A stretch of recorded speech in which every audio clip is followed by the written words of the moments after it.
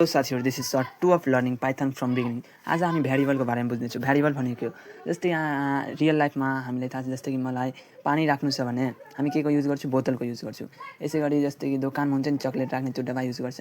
अनि यसै गरी पेन पेन्सिलहरू राख्नलाई हामी ज्योमेट्री बक्स युज गर्छौँ। यसै गरी धेरै कुरा राख्नलाई धेरै कुरा युज गर्छौँ हामी रियल लाइफमा। त्यस्तै हो कि पाइथनमा कुनै डेटा राख्नलाई जुन त्यो सामान युज गरिन्छ त्यसलाई यस्तो सामान नै बुझ्नु, त्यसलाई के भन्छ? भ्यारिएबल। जस्तै कि यहाँ मैले लेखेँ, यो के हो? ए राख्ने ठाउँ। एमा मैले के राखेँ? यहाँ 5 राखिदिएँ। यो के हो? ए के भयो? यो भयो भ्यारिएबल। अनि 5 के भयो? त्यसको डेटा।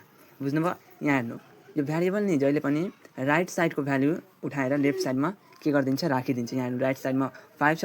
अब 5 लाई उठाएर यो के गरिदिन्छ? लेफ्ट साइडमा के छ? यो एमा राखिदिन्छ।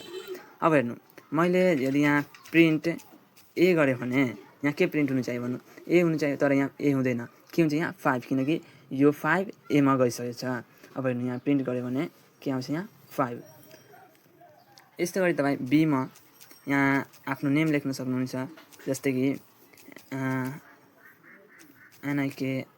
निखिल लेख्यो भने यहाँ हेर्नु, बीमा के हुन्छ? प्रिन्ट। बीमा अहिले प्रिन्ट गरेको छुइनँ, त्यसै कारण यहाँ हेर्नु, प्रिन्ट बी गऱ्यो भने प्रिन्ट फङ्सन थाहा नै छ, यसले के गर्छ? कुनै डिस्प्ले गराइदिन्छ कुनै भ्यारिएबल डेटालाई। अब हेर्नु, के भयो? निखिल प्रिन्ट भयो। यसै गरी तपाईँ कुनै पनि कुरालाई स्टोर गरेर त्यसलाई प्रिन्ट गर्न सक्नुहुन्छ। अब हेर्नु, जस्तै कि यहाँ भ्यारिएबलको नेम जस्तै एज हुनसक्छ। तपाईँ केही पनि राख्न सक्नुहुन्छ भ्यारिएबलको नेममा, तर भ्यारिएबलको नेम राख्ने पनि एउटा तरिका हुन्छ, एउटा रुल्स हुन्छ। तपाईँ अनपोन राख्न सक्नुहुन्न छैन। सो यहाँ हेर्न सक्नुहुन्छ तपाईँ एज। जस्तै मैले लेखेँ आफ्नो 21।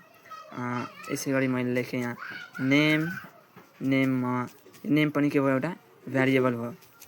नेममा के छ? यहाँ निखिल। अनि यसै गरी मैले यहाँ नेम त स्पेलिङ रङ भयो। अनि यसै गरी यहाँ क्लास लेख्यो भने CLS क्लास लेख्यो भने के हुन्छ? यहाँ जस्तै कि 12 लेखेँ क्लास, CLS क्लास लेख्न मिल्दैन। CLS क्लास लेख्यो भने यहाँ 12।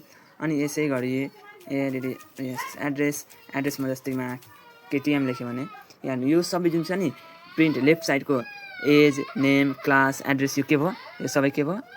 भ्यारिएबल। यसमा एउटा एरर छ, त्यो एरर फाइन्ड गरेर कमेन्टमा बताउनु। यदि तपाईँले मेरो त्यो सर्ट 1 हेर्नु भएको छ भने तपाईँ पक्कै पनि यो एरर फाइन्ड गर्न सक्नुहुनेछ।